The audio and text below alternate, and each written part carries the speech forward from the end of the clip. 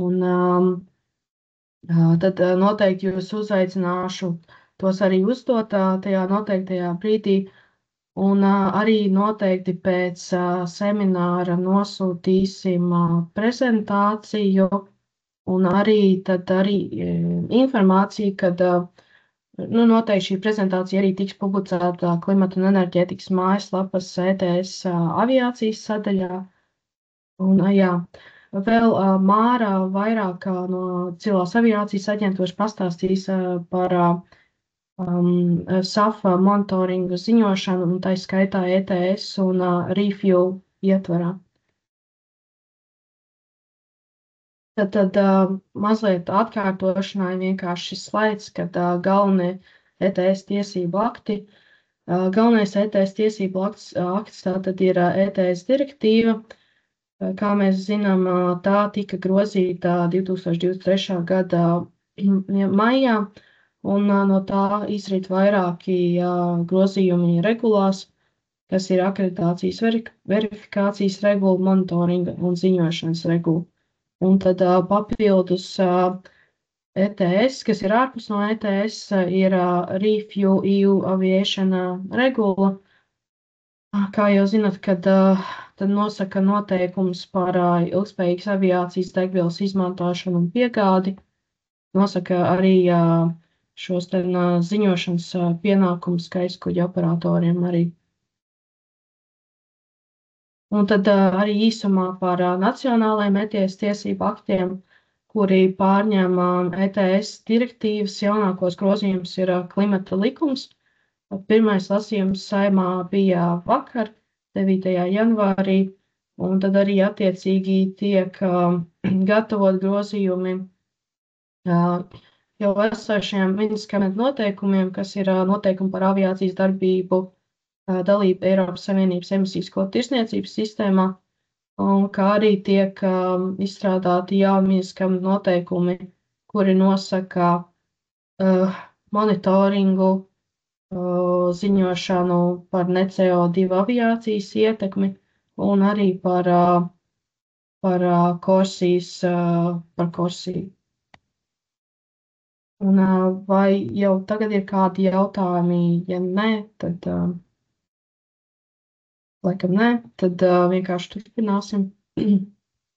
Un tālāk vairāk būs par SAF monitoringu un ziņošanu. Tātad, sākot ar 2028. gadu, tiek atceltas šīs bezmaksas kvotas gaisa kuģu operatoriem, kas ir zem ETS, un laika posmā no 2024. gada līdz 2030. gadam gaisa kuģu operatori var iegūt papildus kvotas, un šim periodam tas ir atvēlēts 20 miljoni. Un tātad visa šī ziņošana un monitorings notiek saskaņā ar monitoringu un ziņošanas regulu. Un šajā regulā ir noteikti detālāki arī noteikumi tātad ziņošanai par atbilstīgu aviācijas degvielu. Un vairāk par degvielām. Tātad labajā pusē jums ir redzams attēls, un ar dzelteno līniju augšpusē ir redzams, ir iezīmēts visas tās degvielas, kuras ir uzskatāms par tām degvielām, kas zem ETS ir bez emisiju, tātad nulles vērtība. Un šeit par vidu ir redzama šī B iedaļa, kas ir atbilstīgas aviācijas degvielas un par kurām ir iespējams iegūt šīs papildus kvotas. Tātad zem tām atbilstīgām aviācijas degvielām ietilpst biodegvielas, kuras ir definētas Refuel EU Aviation regulā, kas ir 3. panta 8. punkta apakšpunktā, kur ir minēts, ka tas ir visas biodegvielas, izņemot tās, kuras ir ražotas no pārtikas un dzīvnieku kultūra augiem. Un šīm biodegvielām arī ir jāatbilst RED kritērijam un arī tad ir jābūt certificētiem zem RED. Un tad vēl ir sintētiskās aviācijas degvielas, kas ir zem šīs lielās sadaļas, kas ir nebioloģiskās izcelsmes atjaunīgās degvielas un sintētiskās degvielas ar zemu oglekļa saturu. Tātad saskaņā ar ETS direktīvu, par ko nosaka, par ko gaiskuģi operators var iegūt šīs papildus kvotas. Tad kvotas piešķir, lai daļēji vai pilnībā sektu cenu atšķirības starp fosilās petrolejas izmantošanu un šī ilgspējīgām aviācijas degvielām. Tad šeit ir vienkārši procentāli ielikts no direktīvas, tur es detālāk neieiešu, bet tad tas ir atkarībā no šīs degvielas veida, tad procentuāli kāda ir tā cenas starpcība starp fosilo tiek ņemt vērā. Un tad tālāk došu vārdu Mārai. Jā, labrīt vēlreiz. Turpinājumā tas, ko mēs vēlējāmies arī pastāstīt, ir tieši šīs SAF monitoringa prasības un arī pašu ziņojuma sastādīšanas prasības un izdalot attiecīgi to, ko prasa ES ietvers un arī to, ko prasa Refuel ietvers. Jo monitorings un ziņošana ir jāveic pēc abām prasībām, un tad mēs tā kā vēlējāmies arī norādīt šo te informāciju, kādas veidlapas ir jāizmanto un kādas attiecīgi arī ir pieejamās vadlīnijas. Tātad labā ziņa, ka ETS ietvarā šis te monitorings ir jau mums zināmajās monitoringa plāna veidlapās, kuras jau daudzus gadus mums izstrādā Eiropas komisija, un šim ir paredzētā 8. sadaļa monitoringa plānā, respektīvi tiem operatoriem, kuriem ir bijušas pagājušajā gadā šīs te SAF degvielas un kuri vēlās pieteikties šīm te ETS kvotām, šai monitoringa plāna sadaļai attiecīgi tad ar šīm te monitoringa procedūrām ir jābūt izstrādātai un apstiprinātai. Un, kā jau Lelde minēja, šīs te prasības, pēc kā šīm te monitoringa procedūrām ir jābūt noteiktām un kam ir jābūt atbilstošām, ir lūk jau šajā minētajā monitoringa un reportinga regulā, kurš numurs mums ir 2018-2066, un konkrēti šajā regulā ir vesela nodaļa, kur ir veltīta tieši aviācijas emisiju monitoringam, un tā skaitā tur ir arī panti par to, kādā veidā šīs te SAF degvielas ir jāmonitorē un kā jāziņo. Un attiecīgi pats monitoringa plāns arī šajā te apstiprināšanas procesā, jo viņš, kā zināms, ir jāapstiprina, un ir jāsaņem civilās aviācijas aģentūras apstiprinājums, pirms viņu drīkst piemērot praksē. Un tātad tam ir arī paredzēta Eiropas komisija šī te ETS elektroniskais reporting tools. Tādējādi vispirms tas apstiprināšanas process iet caur šo sistēmu. Tālāk mēs arī praktiskām pielietojam prezentācijai, iekļāvām arī šīs te informāciju par šiem te emisijas faktoriem, kas tad arī šajā te monitoringa plānā ir jāiekļauj, un attiecīgi arī zemāk redzamas visas, gan linku uz veidlapām, gan, kur ir atrodams pats Eiropas komisijas tools, gan arī tie pieejamie vadlīnijas materiāli, kas ir izstrādāti šim procesam no Eiropas komisijas puses. Lelde? Jā. Kā jau minēju, arī Refuel ietvarā ir jāveic tas SAF monitorings. Un šajā gadījumā gan ir jāizmanto, tas gan nav nekur obligāti, kā obligāts noteikums noteikts, ka būtu jāizmanto tieši ASAS piedāvātais monitoringa tools, bet no šīm no informācijas, kas ir saņemta ASAS darba grupās, ir tāda diezgan stingra, tāda neoficiāla rekomendācija tomēr šo te tūlu izmantot, jo ASAS saskata, ka tieši tas būs rīks arī, kas ļoti palīdzēs verificētājiem viņu darbu pienākumu izpildē. Jo viņu ieskatā tas ir arī kā apliecinājums tam, ka visi tie dati, kas attiecībā uz SAFu jāmonitorē, šajā tūlā tad arī būtu, un uz ko arī ASA vērs uzmanību, ka tas tūls ar visiem avio kompāniju datiem nekādā gadījumā nav nekur jāpublicē, un arī informācija no šī te monitoringa tūla netiek prasīta kā publiski pieejama, izņemot uzraudzības iestāžu vajadzībām. Ja? Tā varētu būt arī pati ASA, kas var pieprasīt kādā mirklī. Bet tā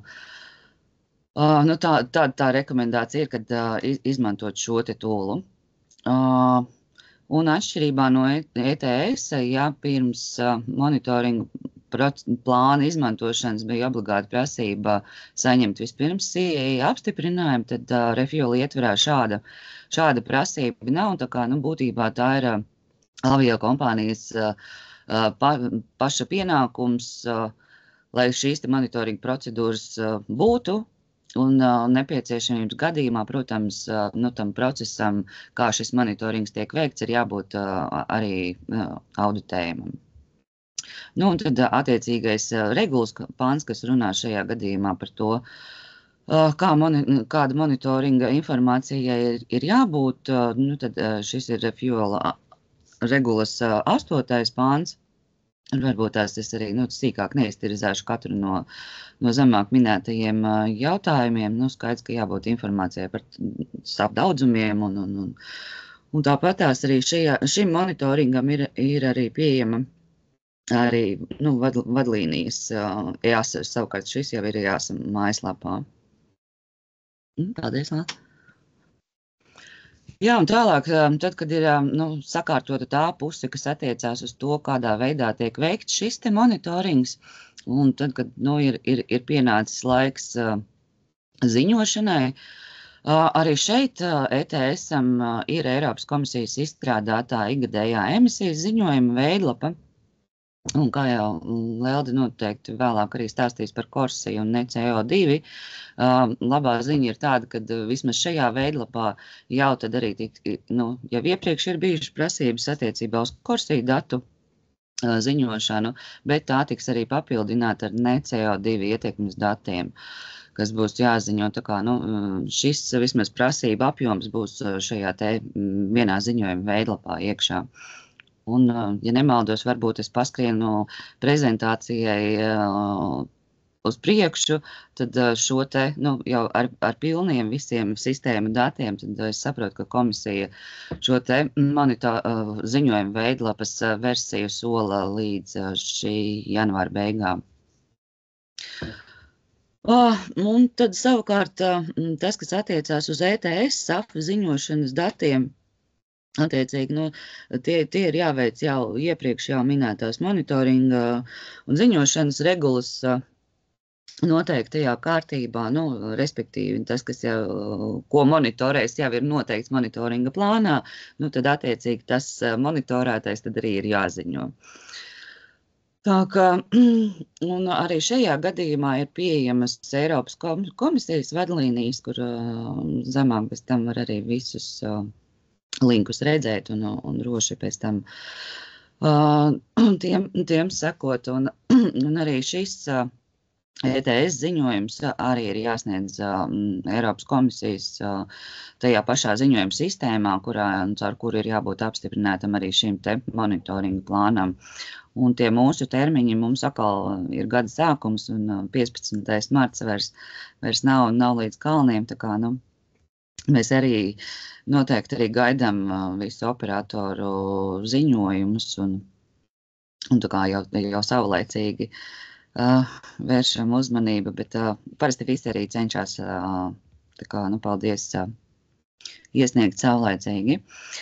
Un, jā, un šajā gadījumā ir arī, tad, kad ir šis te ETS ziņojums, tam gan ir jābūt verificētam.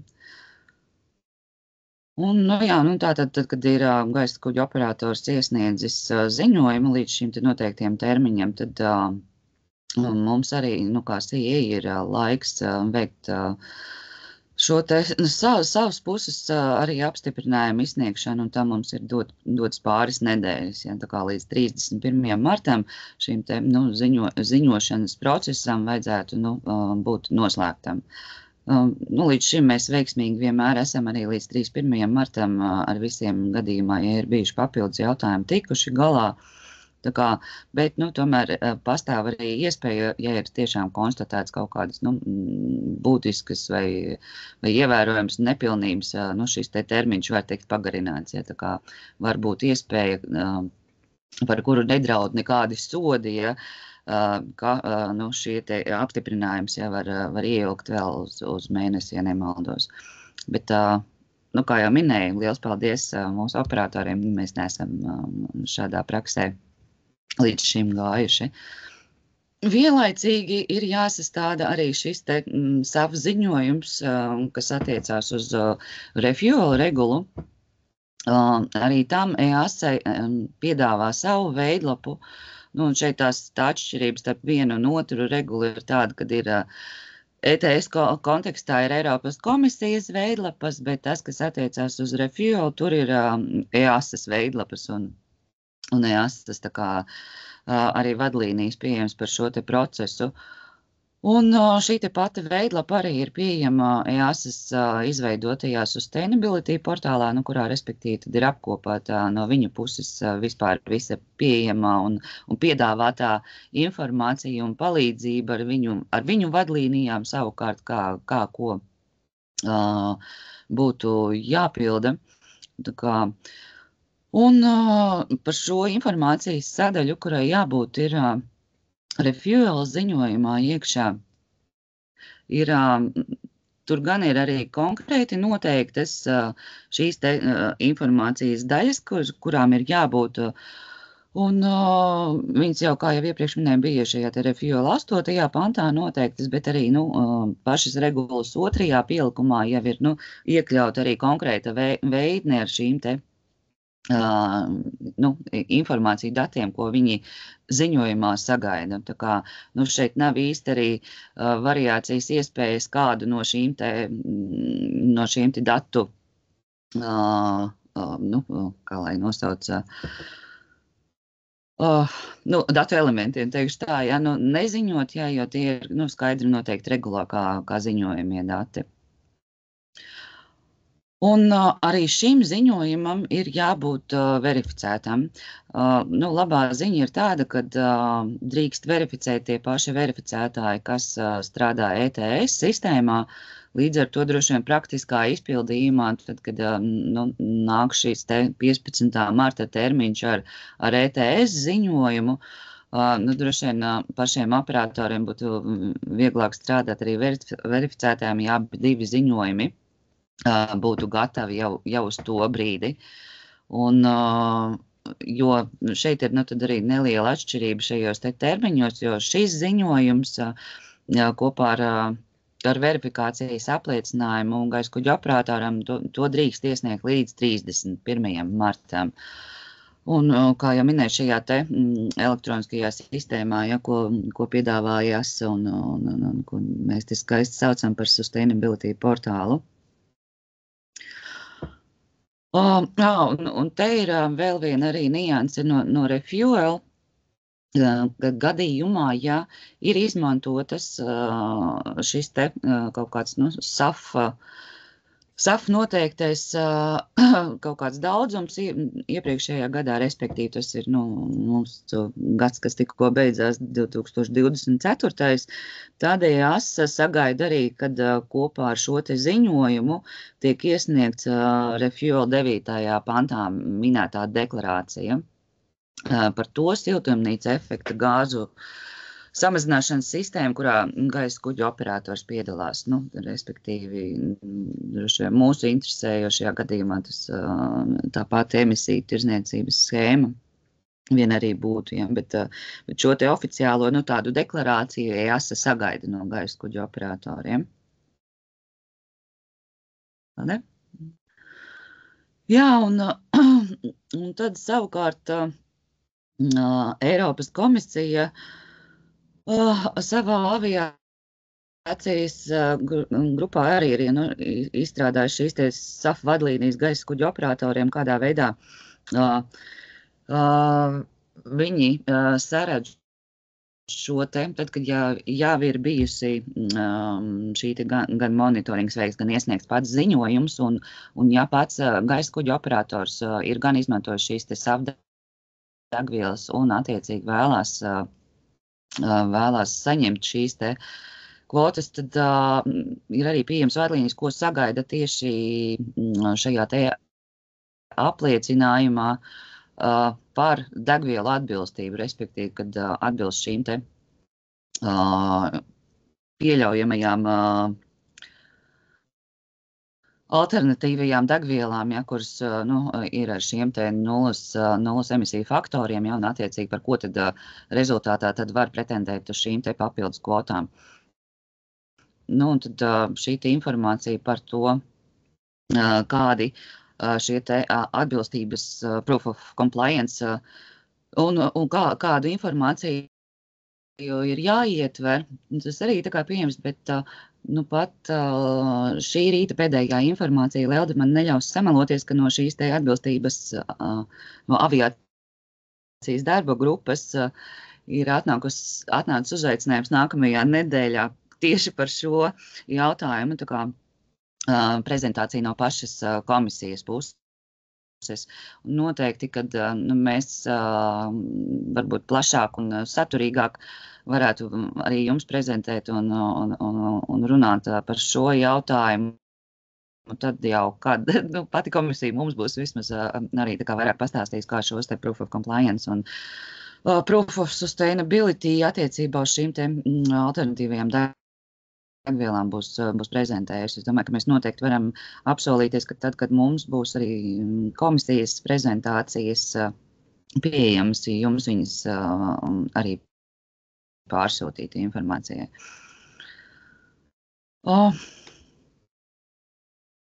Tā, nu jā, attiecībā arī uz visiem šiem te apliecinājumiem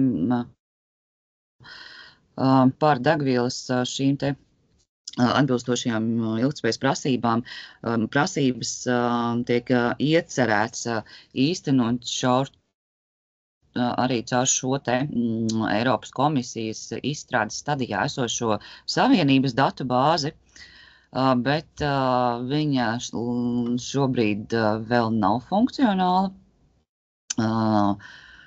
Un cik ir bijusi manā rīcībā informācija attiecībā uz šīs savienības datubāzes izmantošanu, ļoti iespējams, ka līdz noteiktiem ziņošanas termiņam viņi joprojām nebūs līdz galam no Eiropas komisijas puses izstrādāta, tāpēc ir bijusi tāda neoficiāla manās ausīs iekritusi informācija, ka tam Eiropas komisija piedāvās šot kaut kādas veidlapas šim te procesam, lai varētu izmantot tā kā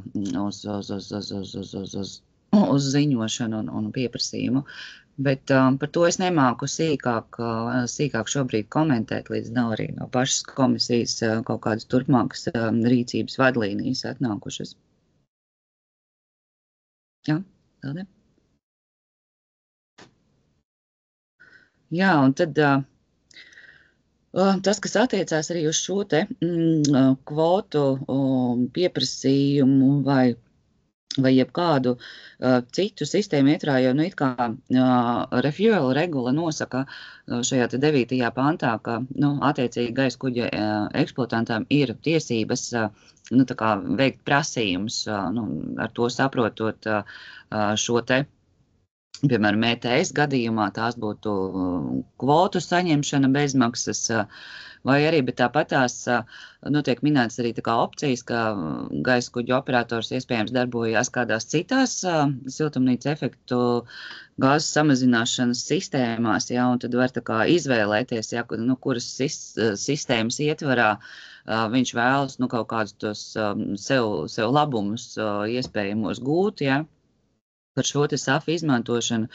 Bet tad tas, kas izriet no refuel regulas, ir prasība, ka attiecībā uz šo te SAF izmantošanu, ka šādus te prasījumus drīkst veikt tikai vienas sistēmas ietvarā, ja, kurā gaisa kuģa operators piedalās, respektīvi gadījumā, ja, man grūti pateikt, kuras ir vairākas, bet gadījumā, ja gaisa kuģa operators piedalās vairākās sistēmās, ja, tad tā prasība ir tāda, ka drīkst šos te prasījumus veikt tikai vienas schēmas ietvarā. Tā, es droši vien turpmāko informāciju ļaušu turpināt Leldei. Jā, tad tālāk ETS ietverā, kā jau pirms tam minēja Māra, tad, lai atvieglotu visu šo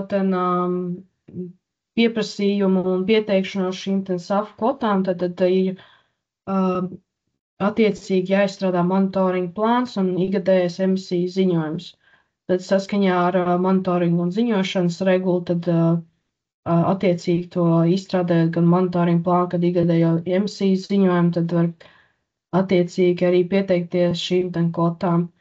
Un tad tas arī attiec uz tiem lidojumiem, kas ir zem ETS, par kuriem tiek nodotas kvotas saskaņā ar direktīvu, un arī starp lidojumiem, kas ir vienas valsts ietvaros tālākajiem reģioniem. Tad arī vēl vienreiz atkārtošanai, kad tieši par atbilstīgas aviācijas degvielu sīkākus noteikumus nosaka monitoringa un ziņošanas regulas 54a pants. Un arī jāpiebilst, ka ikgadējā emisiju ziņojumā, ja gaisa kuģa operators neplāno pieteikties šīm papildus kvotām, tad tas arī jānorāda ikgadējā emisiju ziņojumā. Vēl ko par piebilst, tad šobrīd Eiropas komisija izstrādā regulu, kas nosaka noteikums par ikgadējo cenu atšķirību aprēķināšanu starp atbilstīgo aviācijas degvielu un fosilo petroleju un par ETS kvotu piešķiršanu atbilstīgās aviācijas degvielas izmantošanai. Un arī tur ir detālāki par to, kas kurā brīdī ir jāziņo un kādi noteikumi attiecas uz to. Tad šeit sataisīt tādu detālāku, var teikt, laika nogriezni, lai saliktu pa plauktiņiem, kas būtu jādara, lai šo pieprasījumu var tātad pieprasīt. Pirmkārt, tad monitoringa plāns, kas ir tad atbilstīgi sagatavots monitoringa un ziņošanas regulai. Tad arī, kā jau Māra minēja, tad ir jābūt iesniegam ikgadējam emisiju ziņojumu, kas ir verificēts līdz 15. martam. Un pēc tam saskaņā ar šo te regulu, kas ir izstrādē, tad attiecīgi no šiem ikgadējiem emisiju ziņojumiem mēs kā kompetentā iestāde, tas ir Klimata un enerģētikas ministrija, mēs nosakām tos pieprasījumus, ko ir pieprasījuši tātad gaisa kuģa operatori. Ir norādīts šīs atbilstīgās aviācijas degvielas, ja tiek izmantots, un ja vēlas saņemt šīs papildus kvotas. Tad Klimata un enerģētikas ministrija līdz 15. jūnijam iesniedz šo informāciju Eiropas komisijā. Un pēc tam jau Eiropas komisija veic kopējo aprēķinu par kopējām agregāto apjomu visiem gaisa kuģa operatoriem, un tad līdz 31. augustam izdod lēmumu, kurā norāda katra gaisa kuģa operatora piešķiramā šo te SAF kvotu apjomu. Un tad attiecīgi Klimata un enerģētikas ministrija, balstoties uz to, izdos savu lēmumu, un tad attiecīgi valsts administrators, kas mums ir LVGMC, piešķir šīs papildu kvotas gaisa kuģa operatoram.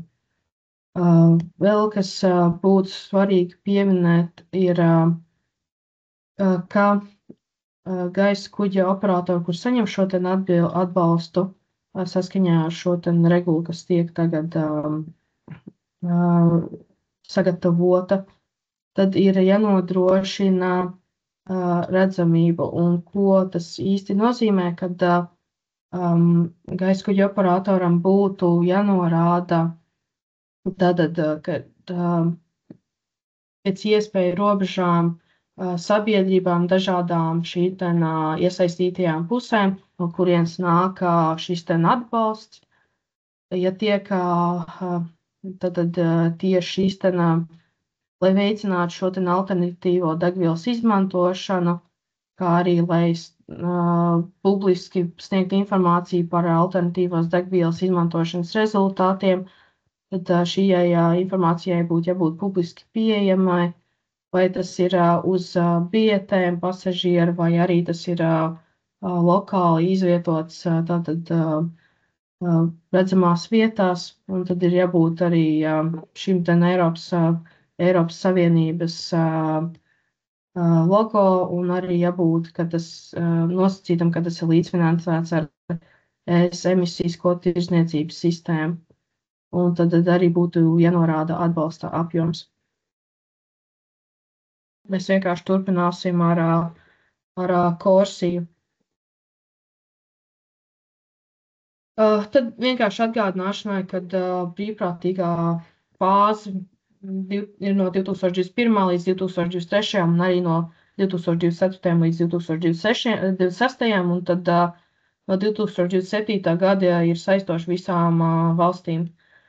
Un tad arī šī schēma uzliek pienākums izlīdzināt tās emisiju vienības, un arī vēl viens atgādinājums, ka par šo periodu, kas bija 2021. līdz 2023. gads, nav nevienam gaisa kuģa operatoram jāveic šīs izlīdzināšanas vienības. Un tātad Korsija ir attiecināma uz lidojumiem uz trešajām valstīm, un tad nav jāpild izlīdzināšanas saistības par lidojumu, kas ir nosakta ETS, un katru gadu dalību valstīm ir jāinformē tajā reģistrēto gaisa kuģa operators par to izlīdzināmo vienību skaitu. Un tad izlīdzināšana notiek ik pēc 3 gadiem, tad nākamais periods ir 2024 līdz 2026. gads šis periods, un tad sanāk, kad par šo visu lielo periodu tad mēs Klimata un enerģētikas ministrija informēs gaisa kuģa operatoru 2027. gadā. Un tad arī arī tad vēl piebilstams, kad ir publicēta šī Korsijas izlīdzināšanas aprēķina metodoloģija. Tad, jā, šeit ir vairāk atspoguļots, kas tieši attiecas uz kompetento iestādi, šajā gadījumā Klimata un enerģētikas ministrija, kad tad katru gadu līdz 3. novembrim tad mēs informējam gaisa kuģa operatoru par to izlīdzināšanas vienībām. Tas sanāk par tagad līdz 2026. gadam par katru šo gadu. Un tad vēlreiz atgādinu, ka nav jāveic izlīdzināšanas par katru gadu, bet par periodu. Un tad attiecīgi par nākošo periodu 2027. gadā informēsim. Un tad arī ir mazliet izmaiņas saistībā ar to, kādi dati tiek izmantoti, lai aprēķinātu šo Korsijas izlīdzināšanas vienības, jo 2021. līdz 2023. gada periodam tika piemērot tagad vidējās CO2 emisijas, kas bija no 2019. un 2020. Gadā, un tad šiem ten sākot ar 2027. gadu līdz 2035. šīm tenām periodam tiek piemērots, kad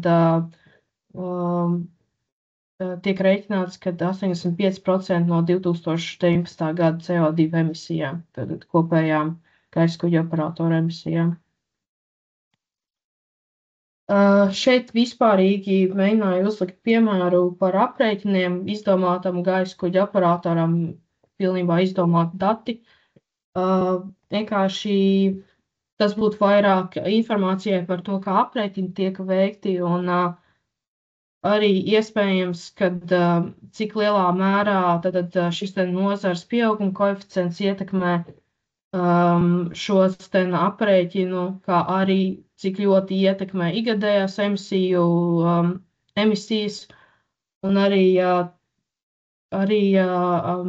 cik ļoti ietekmē tas, kad vai gaisa kuģa operators izmanto korsijas atbilstīgas aviācijas degvielas noteiktajā ziņošanas periodā vai nē. Šis ir vairāk informācijai, es detālāk neiešu, es domāju, pēc tam jūs varat arī vairāk izpētīt. Un arī tātad, kā jebkuram, pieņemsim, par SAF ziņošanu, par ne CO2 ietekmes ziņošanu, tātad ir viens monitoringa plāns, tātad arī korsijas, pa korsiju, ja izmanto korsijas atbilstīgas degvielas, tad šo te norāda monitoringa plānā. Un kā noteikt, kas tieši ir korsijas atbilstīgas aviācijas degviela, tā ir degviela, kas ir certificēta zem ilgspējīgas certifikācijas schēmām. Pagaidām tās ir 3, un tās tiek noteikts zemāk redzamajā regulā, kura pašlaik tiek izstrādāta un kurai vēl nav bijusi publiskā apspriede.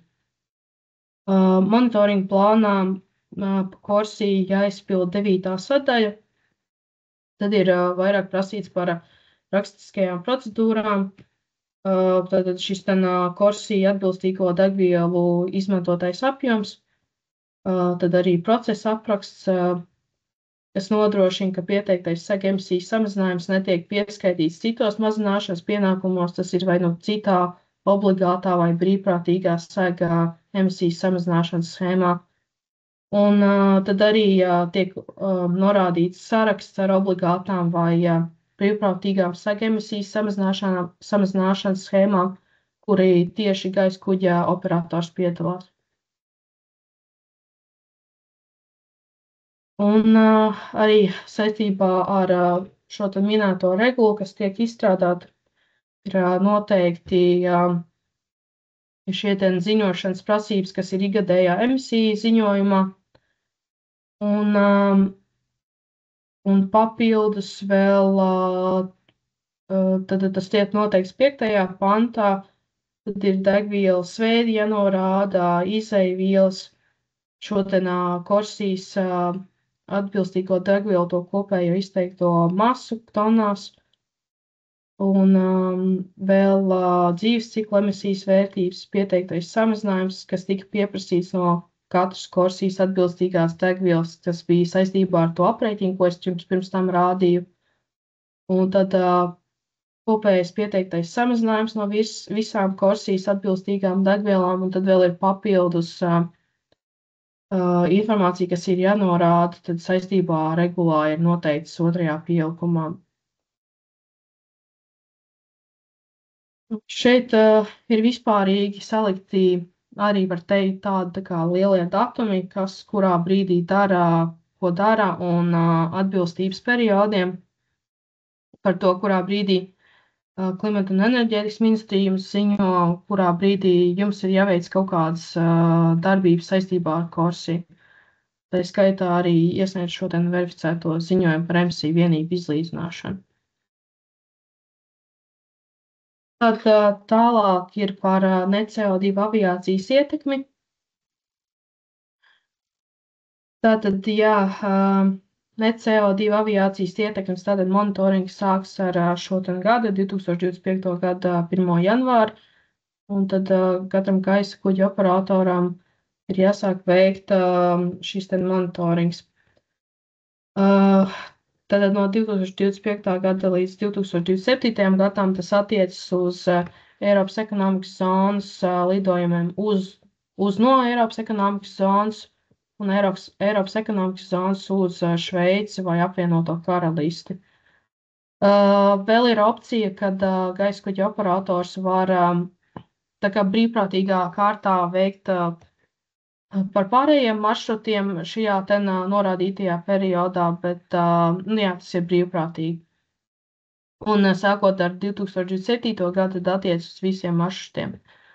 Un, kā jau zināt, arī sūtīja informāciju, kad neoficiālā versijā Eiropas komisija 2024. gada 19. decembrī publicēja ne CO2 aviācijas ietekmes šo monitoringu plānu sadaļu. Jā, tiek solīta, kad tā būs pieejama tā kā janvārī, tā kā visa šī monitoringa plāns, ne tikai ne CO2 aviācijas ietekme. Tad arī ir links atrodams šeit, un arī ir, ja kas, tad ir arī publicēta Klimata un enerģētikas ministrijas ETS aviācijas sadaļā. Un vispārīgi par to, kas jāveic gaisa kuģa operatoram pirms sāk aizpildīt monitoringu plānu, tad tas būtu jānosaka šīs monitoringa un ziņošanas tvērums. Ir 4 tās lielākas grupas, kas ietver maršruts, aprēķina rīku izvēli, aprēķina metodu un tad ir dati. Un pie maršrutiem ir, kad, kā jau minēju, kad var iekļaut visus maršrutus, tas ir brīvprātīgi, obligāti būtu jāiekļau no Eiropas ekonomikas zonas vai uz no. Un tad no Eiropas ekonomikas zonas uz Šveici vai uz apvienoto karalisti. Un tad vēl ir šī trešā iespēja, kad gaisa kuģa operators var izvēlēties šo otro opciju, tad vēl papildus atsevišķi izvēlēties maršrutus, kurus vēlas iekļaut. Aprēķinu rīku izvēle pagaidām tā ir viena, un kura vēl nav pieejama, kas ir NEETS. Non-CO2 Aviation Effects Tracking System. Pagaidām, jā, tā ir viena, un kur vēl nestrādā, bet arī ir, tātad, ja būs kāda šī IT sistēma, kura ir vienlīdzīga NEETS un kur gaisa kuģa operators varētu izmantot, tad tiktu Eiropas komisija tad to arī apstiprinātu, un tad būtu arī noteikti šis man šķiet lielais saraksts, kurus vēl iespējams varētu izmantot gaisa kuģa operators. Tad ir aprēķinu metode, trešā lielā grupa, kas ir C vai D. Visiem gaisa kuģa operatoriem, kuri nav mazie emitētāji, jāizmanto C, tad D šiem aprēķina metodē ir atkāpe, kad mazie emitētāji var izmantot, bet arī tas ir saistīts ar to, vai ir pieejams NEETS vai nav. Tā kā nav pieejams NEETS, tad arī mazie emitētāji nevar izmantot šo D aprēķina metodu, un tik un tā jāizmanto C. Un tad ir dati, kur iedalās primārie un sekundārie. Primārie dati ir tie, ko mēra, monitorē, definē pats gaisa kuģa operators, un sekundārie dati ir, ko nosaka NEETS. Un vairāk par to, kas ir NEETS, tātad Non-CO2 Aviation Effects Tracking System ir IT rīks, un tas ir lielākā mērā veidots, lai palīdzētu gaisa kuģa operatoriem, administrējošām iestādēm un arī verificētājiem, lai padarītu šo monitoringa, ziņošanas un verifikācijas procesu vieglāku un lai samazinātu šo administratīvo slogu. Tad arī tiek optimizēts šis ikgadējo emisiju ziņošanas process, ko nosaka monitoringa un ziņošanas regula. Un arī katram verificētājam un kompetentai iestādēji būs pieejams šis rīks, un tas varētu palīdzēt ar šo ikgadējo emisiju ziņojumu verificēšanu. Vēl arī jāpiemina, ka tas ļaus uzglabāt datus gan gaisa kuģa operatoru un trešo pušu, un var atzīmēt tos kā konfidenciālus, un tad tie arī būs kā konfidenciāli dati. Un par to, kad būs pieejams NIDS, pagaidām tas nav pieejams, un visticamāk, pēdējā darba grupā, Eiropas darba grupā, ko es dzirdēju, kad visticamāk, ka būs pieejams 2025. gada vidū. Šeit ir vienkārši apkopots, kas ir, kādi ir monitoringa ziņošanas šie verifikācijas dati un ko piedāvā NIDS.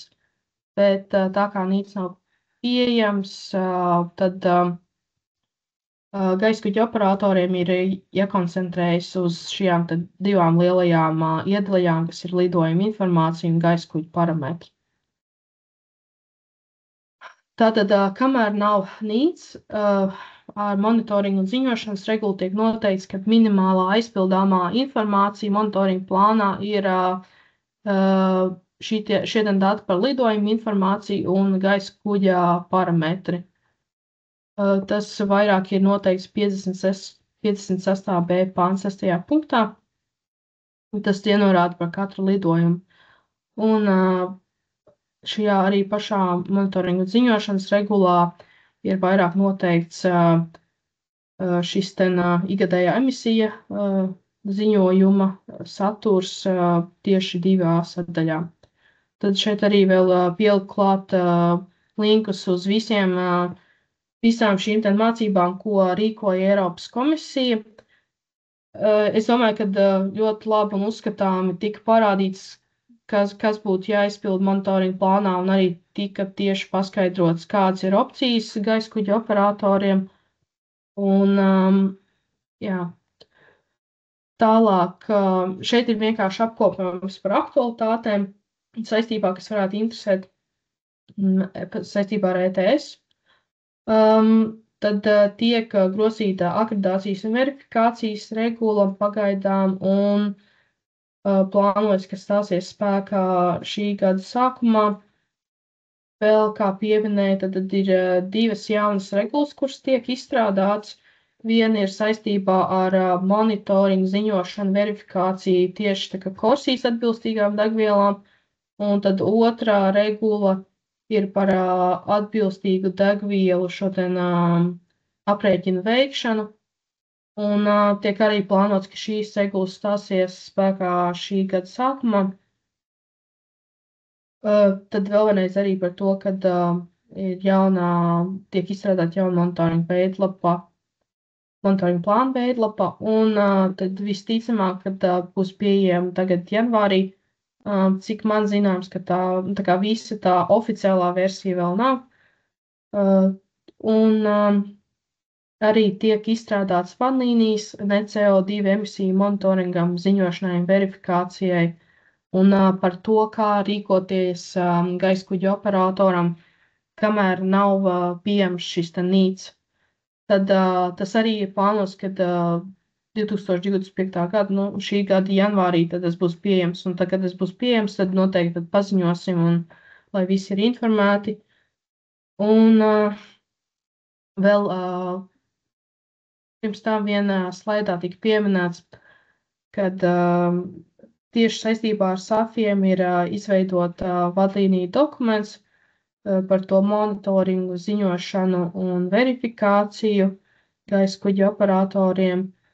Un tad saistībā ar šiem atbilstības apliecinājumiem arī ir sagatavotas vadlīnijas, un tad arī, kā Māra minēja, 14. janvārī ir mums plānota no Eiropas komisijas tāda, var teikt, seminārs par atbilstības un ilgtspējas šiem apliecinājumiem. Un vēl vienreiz atkārtošanai, kad NIDS visticamāk nebūs pieejams līdz 2025. gada vidum. Un tad vispārīgi Latvijas līmenī vissvarīgākais tad būtu klimata likuma virzība un arī ministru kabinetu noteikumu izstrāde. Šeit ir vienkārši ielikt saīsinājumi vieglākai navigācijai, un paldies par uzmanību.